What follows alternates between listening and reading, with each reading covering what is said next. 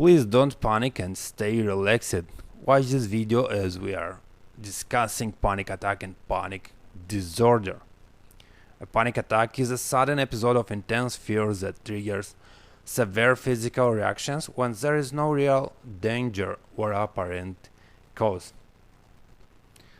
Panic attack can be very frightening. When panic attack occurs, patient might think that losing control, having a heart attack, like tachycardia, hyperventilation, dizziness, sweating, or even dying. Many people have just one or two panic attacks in their lifetimes, and the problem goes away perhaps when a stressful situation ends.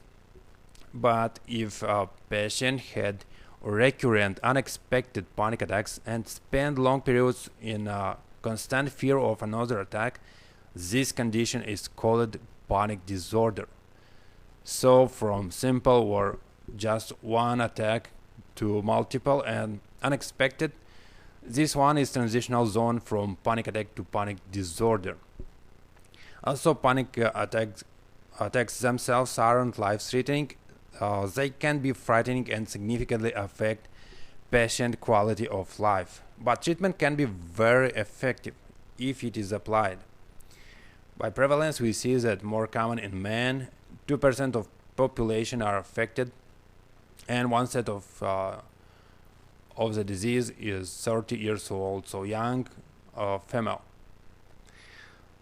Certain causes are known about panic disorder and panic attack, but these factors may play a role, like genetic, which runs in family in every generation, and major stress. Risk factors that may increase the risk of developing panic attack or disorder, like family history of panic attacks, major life stress such as death or serious illness of a loved one, traumatic events such as sexual assault or any serious accident, major changes in a patient life, or baby, or a divorce or anything else, and history of childhood physical or sexual abuse. DSM-5 classify and says that patients need to have an abrupt onset of 4 of the following symptoms to be classified as a panic attack or disorder. So, sense of impending doom or danger, fear of loss of control or death.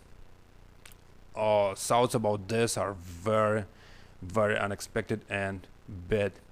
Rapid pounding heart attack, tachycardia, sweating, shaking, shortness of breath, and tightness in your throat and your chest. Chills, hot flashes, nausea, abdominal cramps, chest pain, headache, dizziness, lightheadedness, numbness, and tingling sensation, and feeling of unreality or detachment. So 4 of these symptoms present to be classified as panic attack.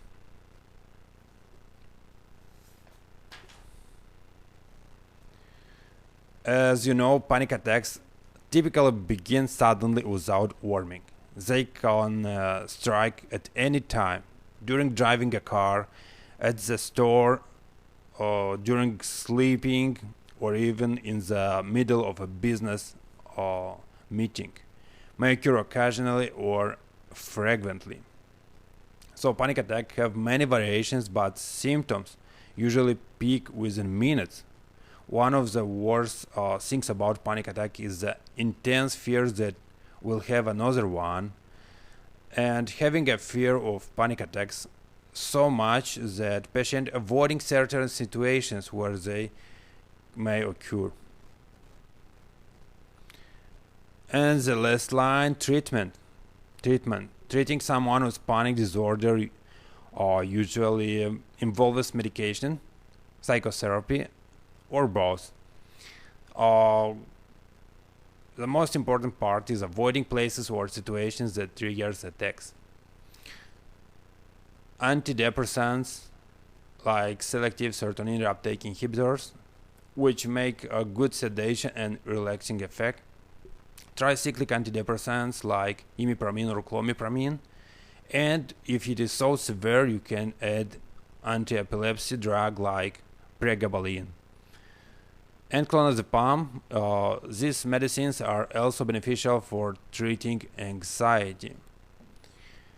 You can apply a medication, but also don't forget about psychotherapy, which is called cognitive behavioral therapy. There are 5 steps in a treatment with cognitive behavioral science, like learning, monitoring, breathing and relaxation techniques, changing beliefs, and exposure to the triggers. First step is just learn with patient about panic disorder and how to identify certain symptoms. Patients should understand when they come and to identify the disorder. Second step is monitor panic attacks and using a diary. Third one is work on breathing and relaxation techniques, yoga or anything else regarding this. Change beliefs. Fourth step is start rethinking and changing their beliefs about the severity of a panic attack from the total catastrophic vision to a realistic level. And the last one, fifth, is allow themselves to be exposed to situations that provoke fear and anxiety.